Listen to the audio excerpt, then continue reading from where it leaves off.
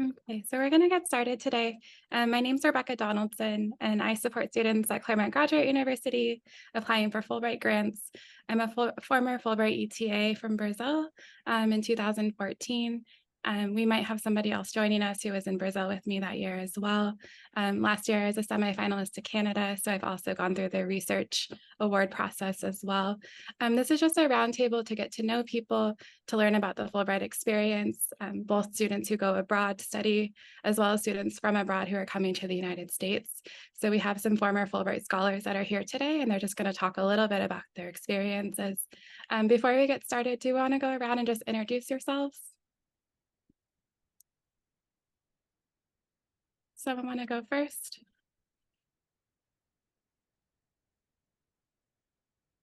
I am Reverend Clement Alade. I'm an international student from Nigeria. I'm a PhD candidate, information systems and technology. Clement graduate. Yeah. Thank you. Nice to meet you. Thank you. Yeah. I'll go next. My name is Maria de Jesus Sanchez, and I am a master's student on cultural studies. Nice to meet you, Maria. Thank you. I'll go next. My name is Alicia Rodriguez. I'm a cultural studies grad student. Good to see you again. I'm Robin Leigh Leitner, and I am a PhD student in my final year in the religion department, philosophy of religion. Nice to meet you, Robin. I'm Gene Luzala. I'm a fifth year cultural studies student, PhD. Nice to meet you, Jane. Anyone else? And no worries if you don't want to introduce yourself. Austin? Hi, I'm Austin Shackley. I'm a six-year PhD social psychology. I work in the social identity lab with Dr. Michael Hogg. Good to see you again.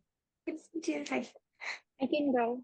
I'm Fairveen Rizfat. I'm a PhD Fulbright scholar from Pakistan. I'm in the third year of my PhD at the Applied Social Psychology program, and I work with Dr. Kreno in his attitudes and persuasion.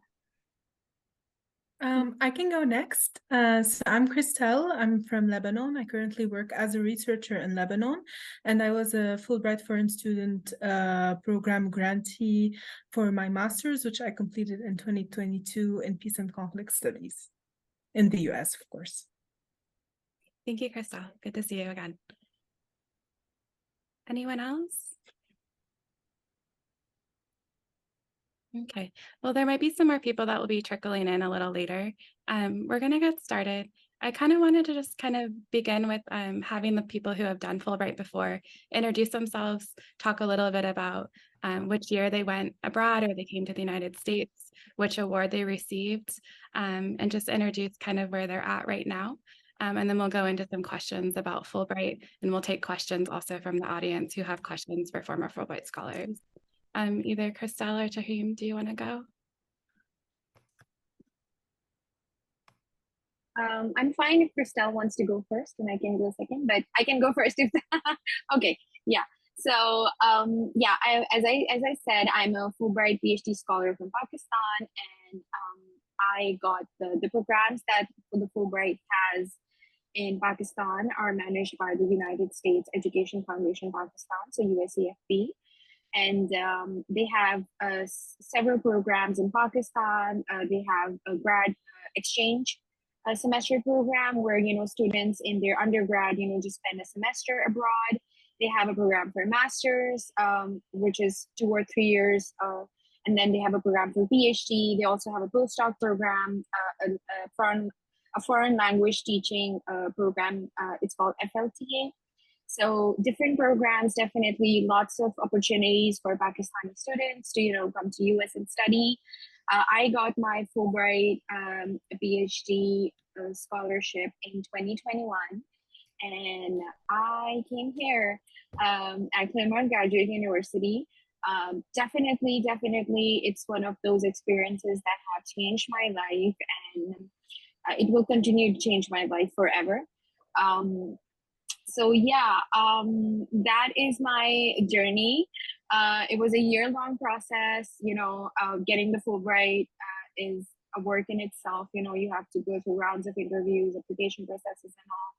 And then, after that, it was a year-long process of, just getting into schools. And then, with the situation in Pakistan, it's always a hit or miss when it comes to visa. So it was a year-long process with that. And yeah, so if you have any questions about, my experience or what are the things that helped me in getting the scholarship, I would love to answer them. So yeah. Thank you, Taim. Christelle, did you want to talk a little bit about your experience? Yeah, sure. So first of all, it's great seeing you again, Rebecca, and also it's great to be here and to meet everyone. So as I mentioned, my name is Christelle. I'm currently back in my home country, Lebanon, but I was fortunate enough to receive a Fulbright scholarship for a master's program. So in Lebanon, Fulbright only funds either master's as a student, and I believe there is an option for FTA or, teaching assistants or something related to that. And so I received my grant in 2020. And like Tahrim mentioned, it was like a year-long process from beginning to end. So from the time I submitted the application to the time that I actually traveled and reached the United States. The biggest challenge, I guess, for me during my Fulbright was, actually being in the US at the peak of the pandemic and having to kind of start my program at a time where there was high uncertainty. There were no vaccines back then. It was just, we didn't know at some point if we would get visas on time to start in the US or if we would have to start from our home countries. So my program was 2 years in length. I did it at the University of North Carolina at Greensboro, and it was a master's in peace and conflict studies. And of course, I'm happy to answer any questions that you may have for us or that anyone in the room has, or even if someone wants to connect after the meeting, I'm more than happy to. Thank you. Thank you, Christelle. I appreciate it. It's good to see you again. I know Christelle from a Middlebury Peace Building program, and we connected over Fulbright. And you'll notice as you get more involved with Fulbright, a lot of us continue to stay connected and chat. So Ash, did you want to talk a little bit about your experience? Just introduce yourself and what year you went to Brazil and which award that you received for Fulbright.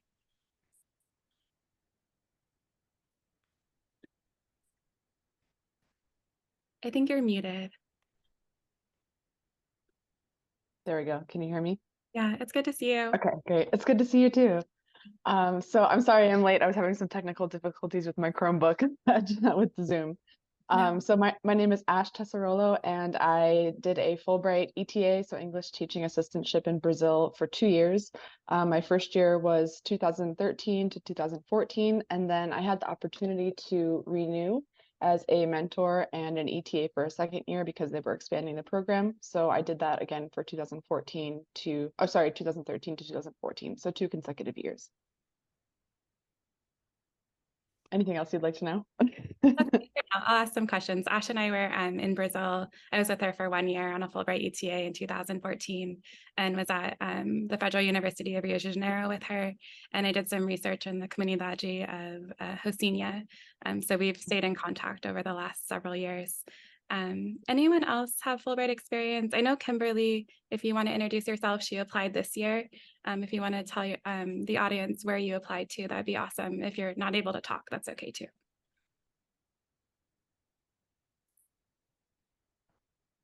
Putting me on the spot, eh? Sorry, Hi. Good afternoon, everyone. My name is Kimberly Dunkley, and I applied to for the Fulbright Open Research Award for Jamaica.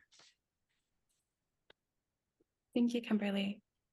So many of you guys at CGU are probably going to be applying for that Open Research Award, which is the one that Kimberly applied for. Some students also apply for the ETA Award, which is the one that Ash and I did in Brazil. Usually the English Teaching Assistantship Award is for students who are hoping to teach abroad. It tends to be for students who just received their bachelor's or just finished their master's program. So if you're interested in teaching abroad, we can talk about that later on about applying for the English Teaching Assistantship Award. But most students at Claremont Graduate University, because we are a research institution, are hoping to conduct research abroad, either for their master's program or for their PhD program. So most of the students at CGU will be applying for that Open Study Award. To get started about just kind of talking more about our Fulbright experiences, I'm just going to ask a question and then have each one of you who has done a Fulbright just kind of answer it and give your feedback. And then we'll open it up to everyone else to ask questions too. My first question is if you guys could talk a little bit about the challenges that you faced in your Fulbright, some sort of challenge and some way that you maybe got support with that challenge, that would be great.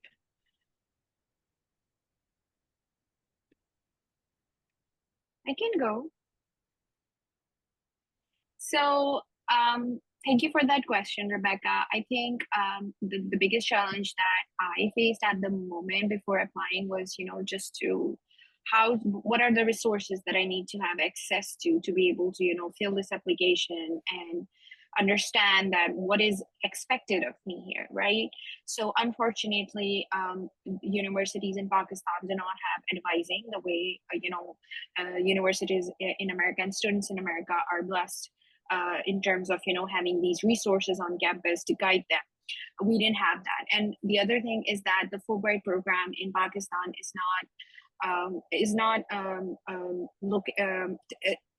it doesn't go university wide. It's a national program. So you do not have Fulbright centers or Fulbright or departments in universities to help you. It's a national program, so it's just this one organization that's overarchingly doing it in the country. So one challenge was how to be able to present myself in a good light and use my skills and my experiences to benefit in terms of selection. So yeah, that was definitely a challenge, and I was able to, look up lots of resources online. There's a big Pakistani community who support Pakistani students who are applying to international scholarships. So that definitely helped. I can go next and add to what Tahrim has shared. So it's kind of similar in Lebanon, in that we also have a national process. And for us, Amid East is kind of like the authority that manages the program in Lebanon and the Middle East. I think, not necessarily challenges, maybe advice or things that I would think about that maybe I could give to individuals thinking about applying are first, give yourself a lot of time to the essays in particular. I mean, the application materials obviously are many and they're lengthy, but two main things I would say is pay attention to the recommenders. So reach out to your recommenders way ahead of time, make sure that they have enough time to give that recommendation to you. And of course, ask them for the recommendation before just sending them, the system request. And another thing is, like I was saying, just give yourself ample time for the essays, because really your essays tell the story of you. And this is the only way that the interviewers will get an insight into who you are before, shortlisting you for the interview. So it's important to, have a couple of different versions of those essays and kind of see how you can string along that story from beginning to end, to use those really concise word limits to present yourself in the best light that you can, and really show why Fulbright, why this program, and the cultural exchange piece, like what you can bring in, but also what you would like to take out from the experience, and why the specific major probably that you're selecting. I think, thinking about challenges or recommendations for when you are in your Fulbright country, which for us is the US, but I guess, you know, the elements I'll share can apply to any country really, is you can research day and night about the country that you'll be going to, and you might already have information about it, but it's kind of a whole different ballpark once you are there in person, because, you know, sometimes information on websites could be outdated or things could shift either because of the pandemic or anything else. And I found, you know, the best advice is that there are at all universities people who are willing to help, and these may be your departments, your faculty members, but also the international office. And so it could have a different name depending on the university, but it's basically the office that deals with everything intercultural and related to international students. And don't be afraid to ask them, you know, even if you think that the question does not apply to them, like for example, you know, housing or something of the sort, because they can connect you to other students who are internationals as well, who may have, you know, tips that could assist you throughout the process. Thanks, Crystal. Ash, did you have something to say? I think you're muted again.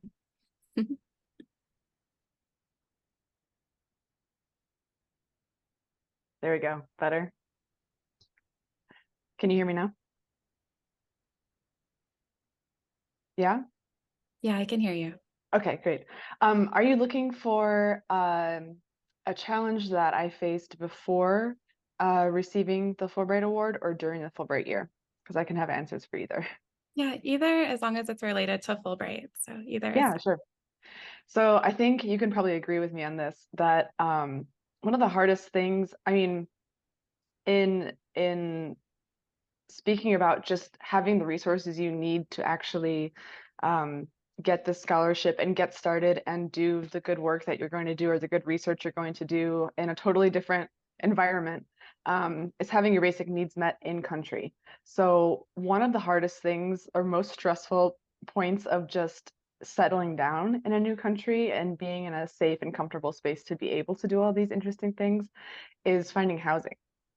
And both years that I was in Brazil, so I was in two different towns. I was in São José do Rio Preto, which is a small-ish town in the interior of the state of Sao Paulo. And then my second year, I was at the Federal University of Rio de Janeiro with Rebecca. We worked together there. And both came with challenges because the first year, being in a smaller town, there are fewer kind of temporary housing resources available.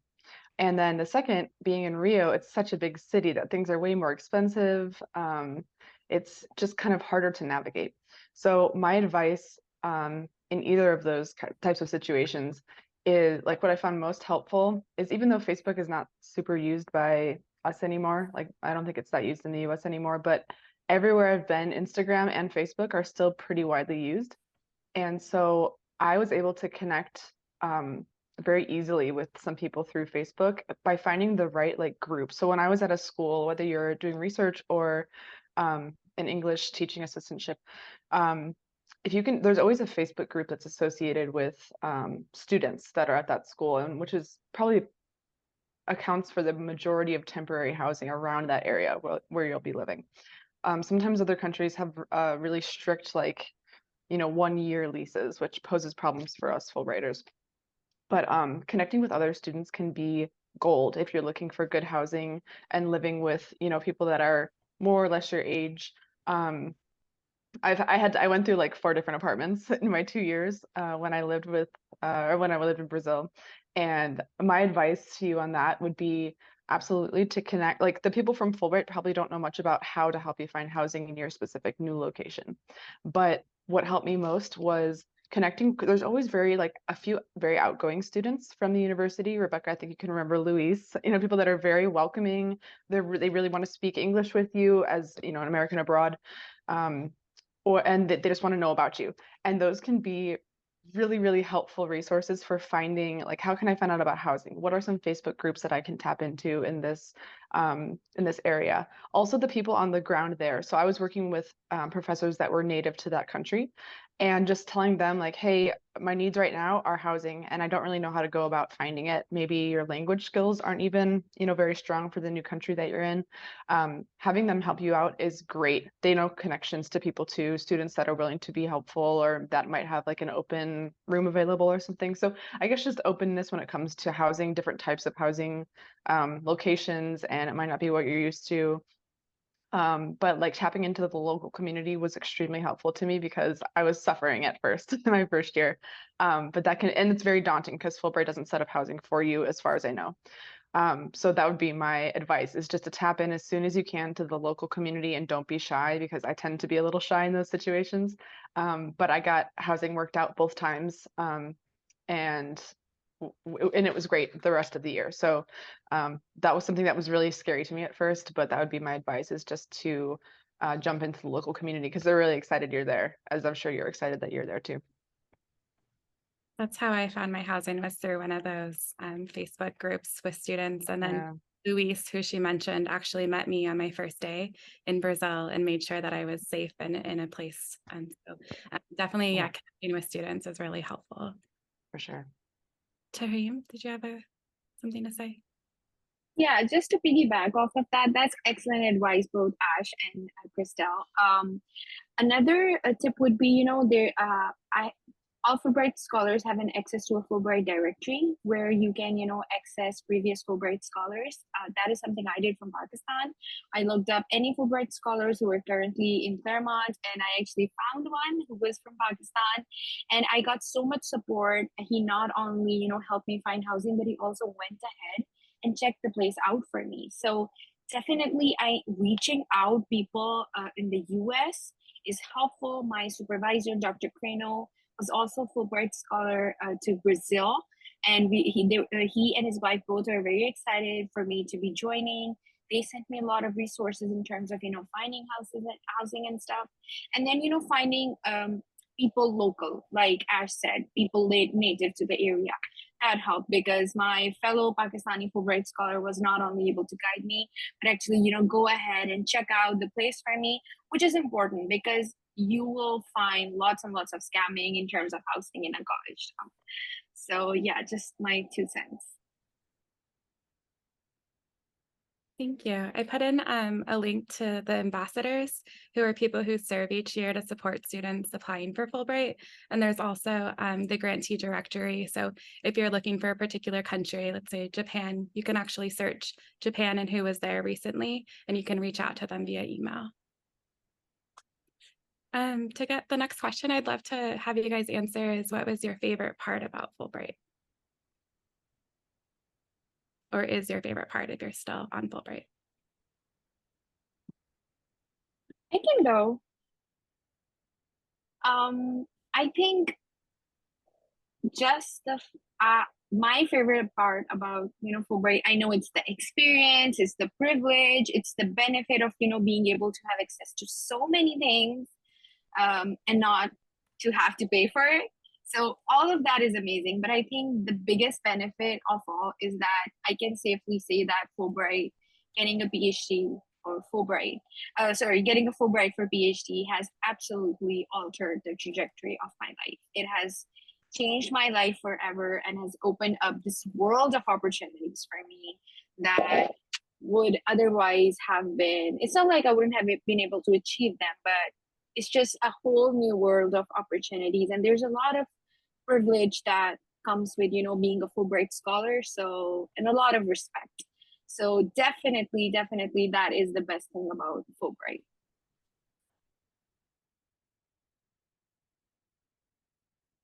Thank you. Would anyone else like to go? I can go. if you want. Oh, go ahead. Go. No, You go ahead, Ash. You had your hand raised. That's more polite. You go. Thank you so much.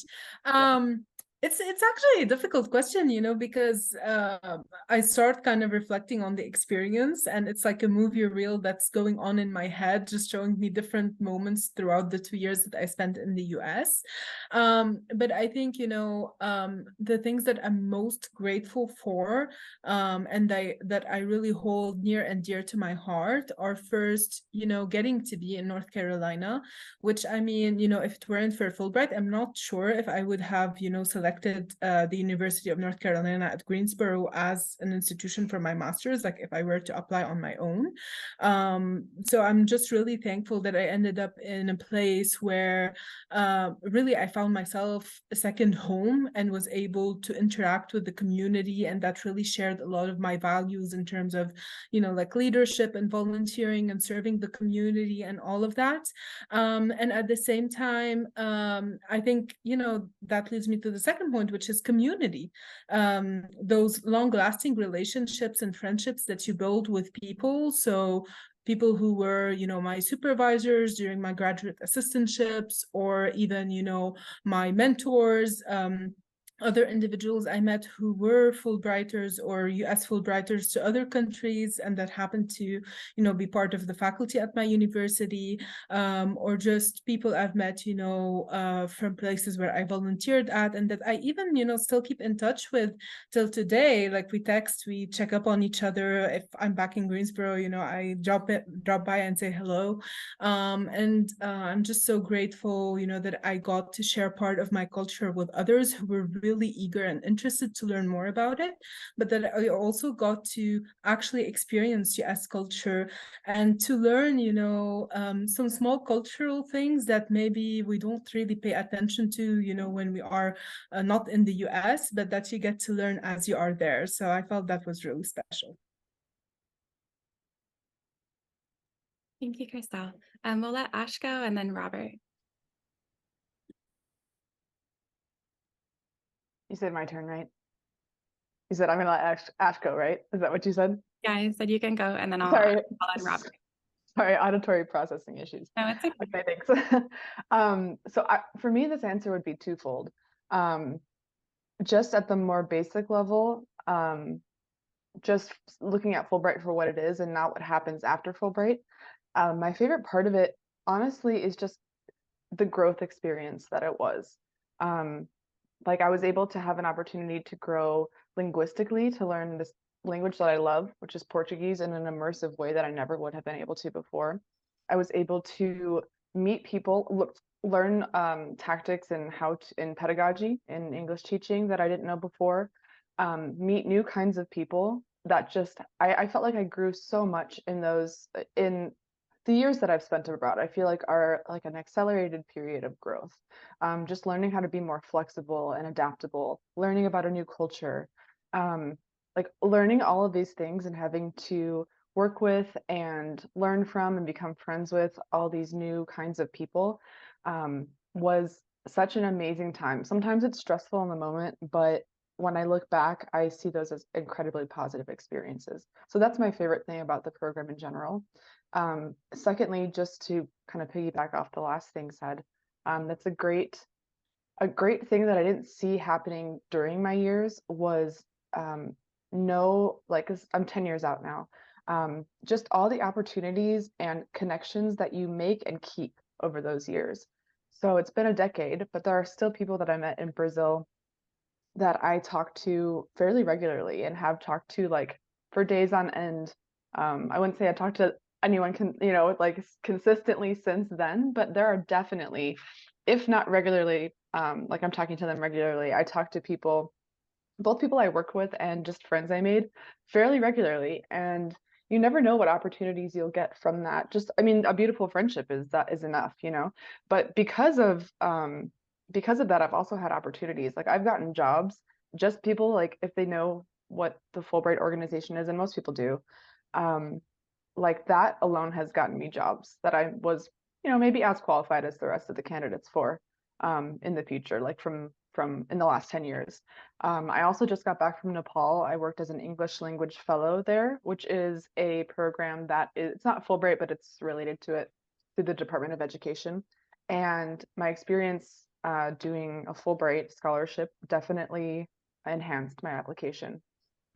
So just so many opportunities, and you never know, like there are connections that I made in Brazil that now I'm like, oh, I'm thinking about getting into translation. Maybe I should contact them and, ask if they know of any way that I could, any companies I could work for or whatever it may be. So I don't know, just making like true connections, and not, I'm not talking just networking, just people that you truly like and stay in touch with over the years has been such a huge positive that I didn't know would necessarily come from this. But yeah, enjoyed the growth even though it's uncomfortable. Thank you, Ash. Yeah, Ash and I have been in contact for, it's been what, almost 10 years now, or over 10 years. And Christelle and I made connection because we were both Fulbright scholars, but we actually were in a different class together, but we connected because of Fulbright. So it's definitely a great opportunity. Robert, did you have a question or something you wanted to say? I have two questions. They are, first of all, sorry, I don't know anything about this program. I came in here just like not even having read anything, so I thought I'd learn some basics. But if you're going to go to a foreign country, do you have to speak the language before you go there? I mean, do you have to be able to speak conversantly before you can go be in the program? And do they test that? Like, for example, if I was interested in going to Spain. And then my second question is, do you get enough money to live off of? Like, how does the budget part of it work? Maybe someone could give a little bit of feedback on that. I'll answer the question about language, and then I'll maybe open it up for the question about budgeting. For languages, it depends on the country. So you'll have to look at the country's requirements. Sometimes they don't require a language, sometimes intermediate, sometimes you have to be very fluent. So you will have to look at that. And then if you need support with learning a language or getting better at a language, that's something I would recommend reaching out to me about, because I can connect you to other places here at the Claremont colleges that have different tables and things you could join to work on your language skills as well. Regarding the finance, Do you know what what it typically is like for the large EU countries like Spain? I don't know off the top of my head. I feel like with Spain, I wanted to say it was intermediate. I worked with a student last year on an application. It is different for every country. So I would look at the website and see what their requirements are for Spain. Okay, thank you. Yeah. And then regarding financing, I'll just open it up. I would say that it varies very much for students across countries and even across cities within a country. So I'll just open it up and see what you guys think about how you financed everything. Was your Fulbright fellowship enough to cover your year? Did you struggle? Did you have side jobs? What did you guys do? So, in my case, Pakistan has a different degree of funding when it comes to Fulbright. I do know that once you get a Fulbright, they pay for everything, if I'm not wrong. You get paid for the tickets, your first flight to the country, a settling in allowance, a laptop allowance. I don't know if that's for every country. You get, like when I came here, I got the 2 month stipend and a laptop allowance and a settling in allowance. And then you get a book allowance twice a year. You get a stipend every month, and you also have a medical insurance by Fulbright, but this is for the US. I'm sure they have elaborate programs for every country. You have a stipend here in the US. The stipend varies from the city you're placed in and the state you're placed in. So, San Francisco, LA County, they have the highest stipends. I wouldn't say it is extravagant and lavish, but I would say that it is enough to get by. Some Fulbright programs have, limits on whether students can work or not. Others do not. I think that's not a limitation that won't be a limitation for students that are already living in the US. So with the stipend and being able to work, I think you can get by fine. Thank you. Can I throw my 2 cents in? Yeah, go ahead, Ash. I want to hear your answer. Okay. Yeah. So in terms of the language requirement, I just looked it up for you for Spain. It is intermediate. You were right, Rebecca. Although it says, and most most of the programs that I've found there is like a little bit of leniency. It depends on whether it's research or an ETA, English teaching. So it says like they're looking for intermediate Spanish language proficiency.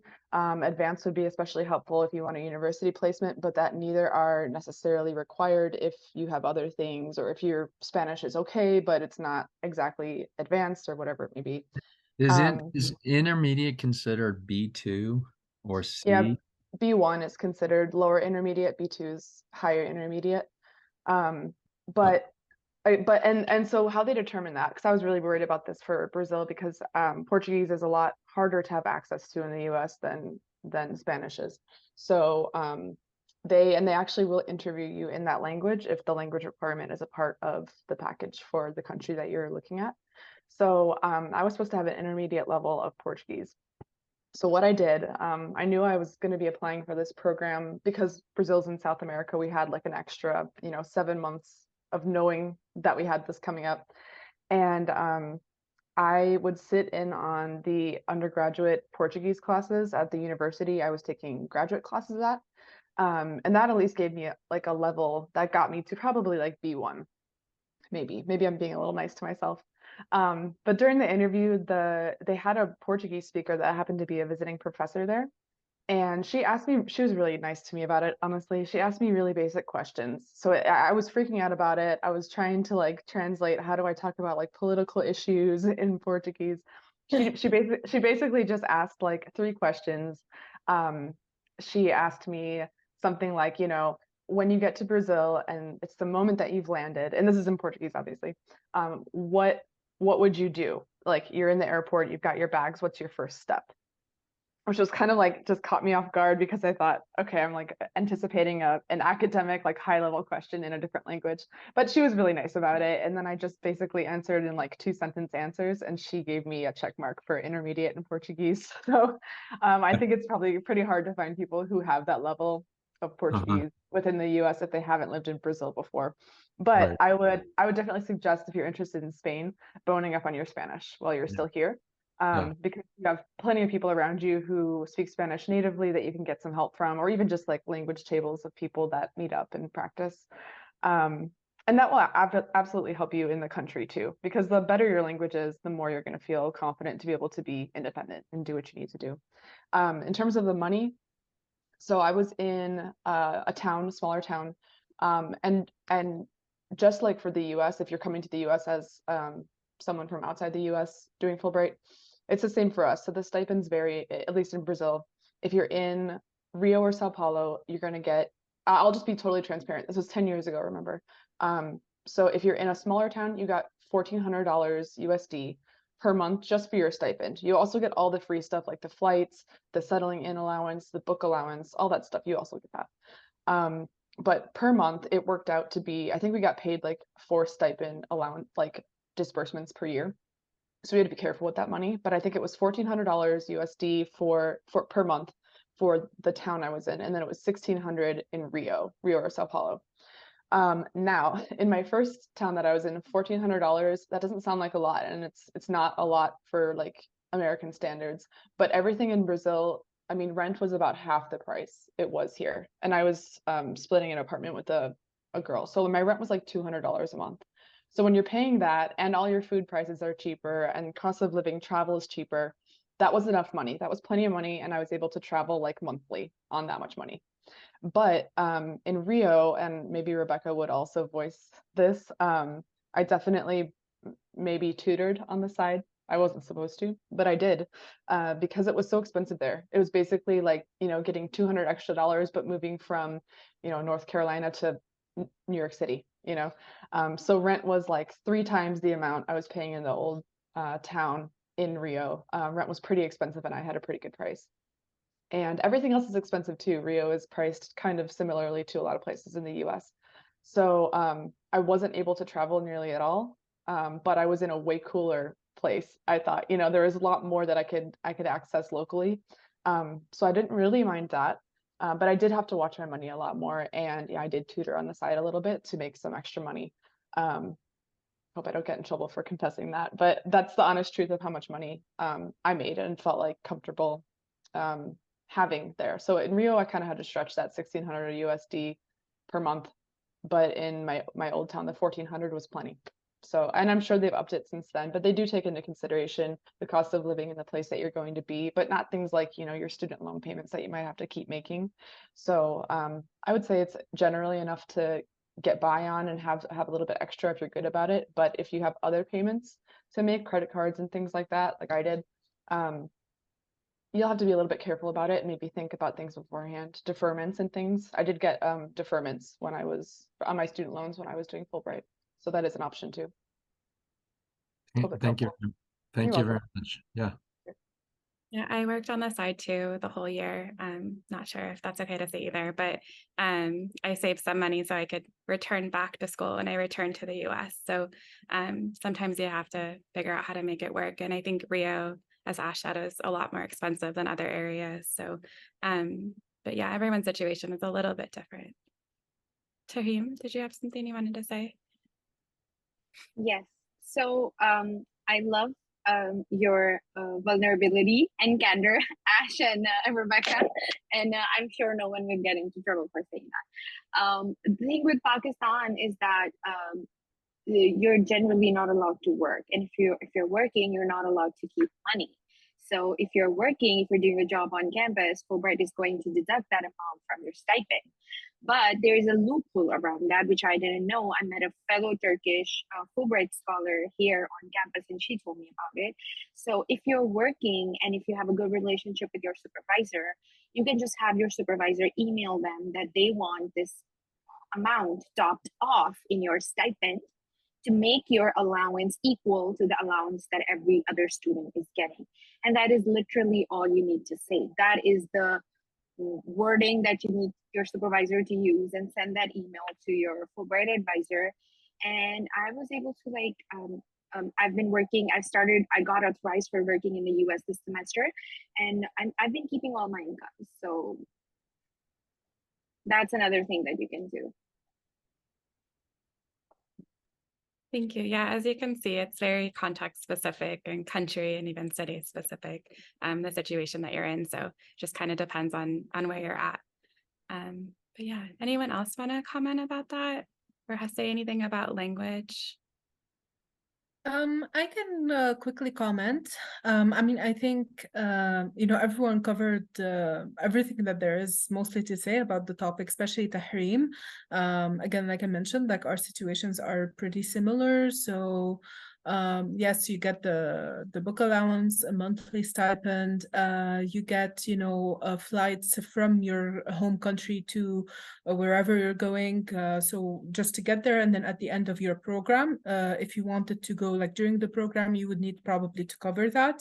I'm not sure if it's different, for US Fulbrighters, going to other countries, but that's the way it is for us as international students coming into the US. For me, in terms of the stipend, it's basically what everyone said. So it's not, something that allows you to live a lavish life. It's just meant to cover, your rent and your food expenses and just basic necessities. And then for us, as Lebanese Fulbrighters, we are allowed to hold an on-campus job position, but you'd have, to request that to be cleared with whoever your coordinating Fulbright agency is. For me, it was Amid East. So I had to get like a social security number and, go through the legal paperwork to do that. And like Tahrim mentioned, I did not know the loophole that you mentioned. For us, we're allowed to keep up to $500 extra over our stipend as Lebanese Fulbrighters, and then whatever we make more is usually deducted from our stipend. So, I mean, yeah, it is unfortunate that part of it is deducted from the stipend, but at least, we got a little bit on top of the stipend, which made things, more feasible. And then if you're wanting to do things like on campus related to volunteering or things of the sort, there are ways to figure things out, So for example, carpooling or, there are just ways, like people are really nice and friendly and everyone usually wants to help. So some things, you know, you carpool to, some things, you know, if you're at a close distance from wherever you're volunteering or interning, you could probably walk there. So all in all, yeah, I think even if the stipend is not a huge amount, you can make it work somehow by looking into other ways of making it work. Thank you, Christelle. I'm going to open it up for the last 10 minutes and just see if anyone has any personal questions or even general questions that we haven't answered today that you would like someone to answer. Eric? Hi, yeah, I had a question. I think I put it in the chat. I'm an MFA and an MA in arts management, and I kept on looking over all the countries for, you know, programs that connect with art, and it's very limited. I guess I'm seeing that there are some people that were art students who did the Fulbright. Can you give any more info about that? Yeah, so if you're wanting to work on an arts Fulbright, I can definitely help you with that. And you can set up a meeting with me one-on-one, and we can look through the countries that offer those art awards. I have worked with a couple students prior who put together a portfolio, so I do know the process, but we can work together one-on-one if you're wanting to look through countries and things and figure out the application process. Okay, thank you. Yeah. Alicia? Yes, thank you, Rebecca. It's nice to see you again. This seems all so overwhelming and daunting. So I'm just going to ask this broad question. How did you just start, and how much time did you allocate for this whole process? Did you organize your time and schedule it to do a checklist, or? That's a great question. So we usually do this roundtable actually in August as a final, like this is the end of the application process. But this year we decided to start a little bit earlier just so that you guys get kind of a taste about what Fulbright is. We encourage students to start their application process around April or May. And you'll have from that time all the way through September to work on your application. So starting around May, even June, to really sit down and think about the Fulbright application is when we recommend it. And we're here to support you. So I do one-on-one meetings with you as well as webinars from May all the way through September, where we're working together as a group. I do one-on-one meetings with you. So we will go through the whole application. We'll determine which country you want to apply to, what language skills you need. If you need support with getting better at a language, we'll find resources for you for that as well. But we don't really actually need to start thinking about it until I would say April or May. So you're okay if you haven't really decided or figured it out just yet. This is just kind of a welcome to Fulbright. This is kind of what we do and where we've been so far around the world. And so usually this roundtable is at the end of August, but this year we decided to just push it to this time. But yeah, it is kind of daunting, but we do start in May where we start from the beginning. We show you what the application looks like. We start the application together as a group and we go through the whole thing as a group, and I kind of hold your hand through the whole process. So you're not kind of left trying to figure it out.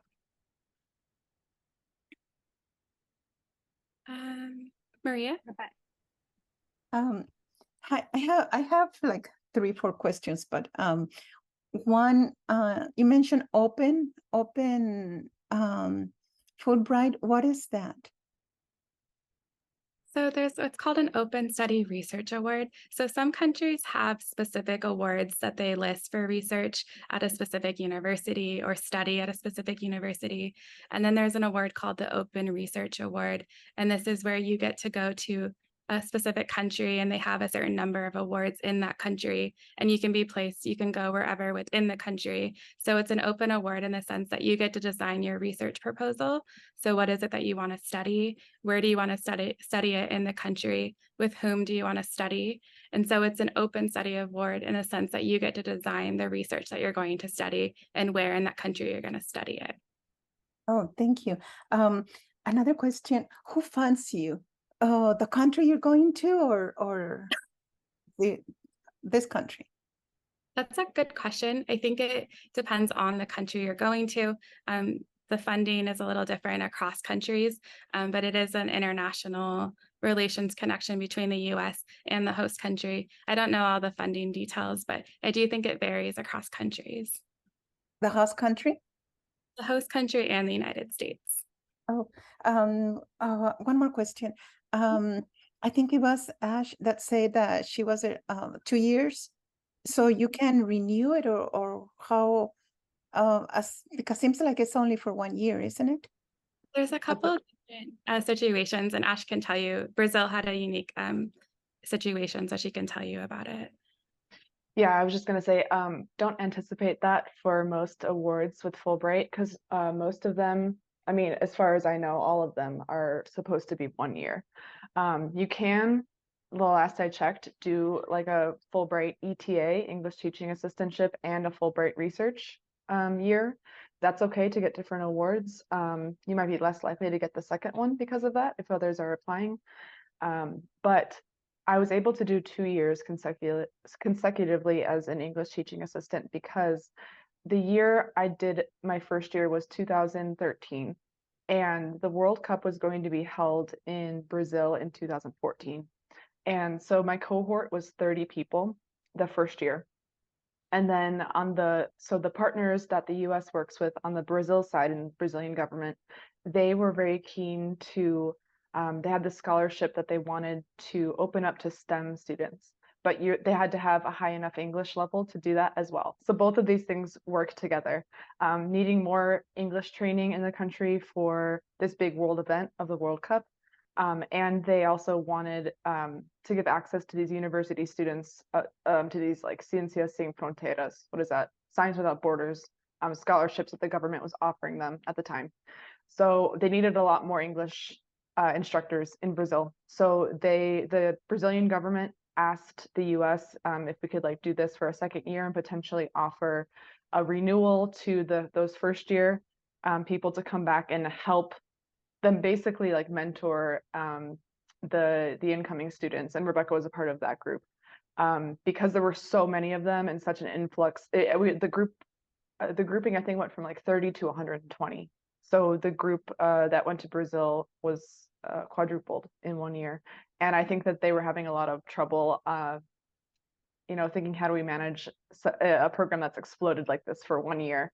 And so the solution was having some of the first years come back and do a second year for us to kind of, we weren't bosses or anything, but just kind of helped, things with like housing and questions and stuff like that. So that's how I was able to do 2 years. But normally, no, you can't do 2 of the same program. Thank you, Ash. One last question. What is do you know the language requirement for Japan? Japanese, I would assume, but it might be, since it's not, I don't know. I can look it up for you real fast right now if you want me to. Thank you. Give me 1 second. There's several students at CGU applied for Japan in the last couple of years. So if you have questions, we have one student on Fulbright in Japan right now, and I can connect you with her. She's having a wonderful time, but I forget what it was. Maybe it was intermediate.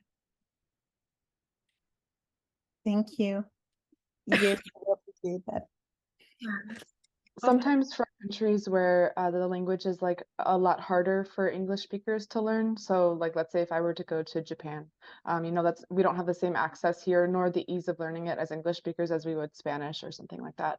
Sometimes the language requirement is lower. So don't be daunted by a country's language. Just make sure that you know the requirement for it, because they may not require anything. Thank you. I'm just checking the language for you. It's intermediate for Japan. Did anyone else have any last minute questions?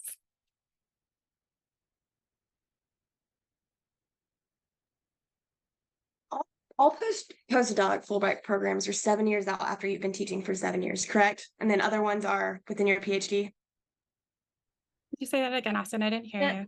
Hold on, let me check. Let me change my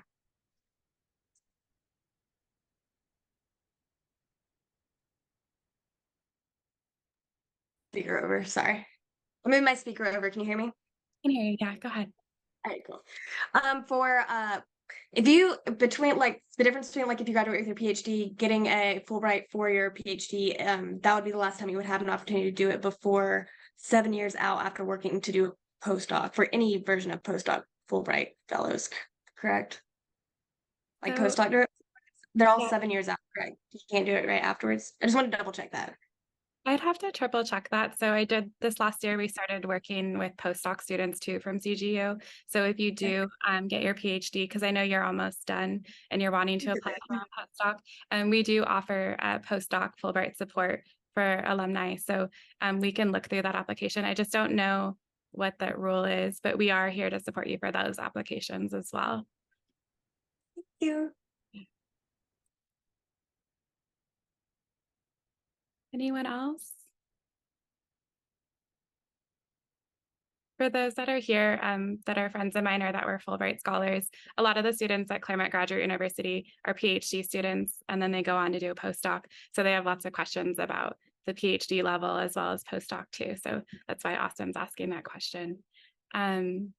Thank you so much for everyone that came. I really appreciate it. If you have any Fulbright questions, you can reach out to me. I put my email in the chat box. I'll put it in there again. I offer one-on-one meetings with everyone. You have unlimited access to sign up for sessions with me so we can work together on things. We won't really start the push for Fulbright for next year until April or May. So if you don't hear a lot from us over the next couple of months, it's because we kind of take a big break because we do this huge push for 6 or 7 months and then we take a little bit of a break. But I am here to offer support if you just want to brainstorm what you want to do next year. Feel free to reach out to me. I'm going to add my email just one more time in case you need it. Does anyone have any last minute questions?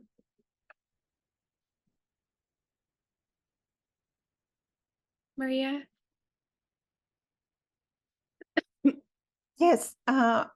Is there, like you mentioned, post for a PhD for doctoral? Is there one for MA too? So you can apply for the Open Study Award if you're at the master's level or the PhD level. So most CGU students are applying for that Open Study Award because the majority of students at this institution are interested in research. So you can apply for it at the master's or PhD level. You just can't have your PhD in hand for that Open Study Award. So if you have a PhD or you're about to get your PhD, like Austin is almost done, you might be more interested in the postdoc Fulbright, which is a whole different process. I'm almost done with my master's. That's why I. Yeah, then you can look at the Open Study Research Award for master's and PhD. Okay, thank you. Thank you for this. It's been very informative. Thank you. And I'm sorry if it felt like you don't know what Fulbright is. I know the order of things this year is a little out of order. We'll kind of think about planning it differently for the following year. This is really just to get to know former Fulbright scholars, just to mingle a little bit, but we'll start the whole Fulbright process again later next year. Awesome. Well, thank you everyone for coming. I really appreciate it. Thank you. Bye. Thanks, Crystal, Rebecca. Good to see you. good to see you too.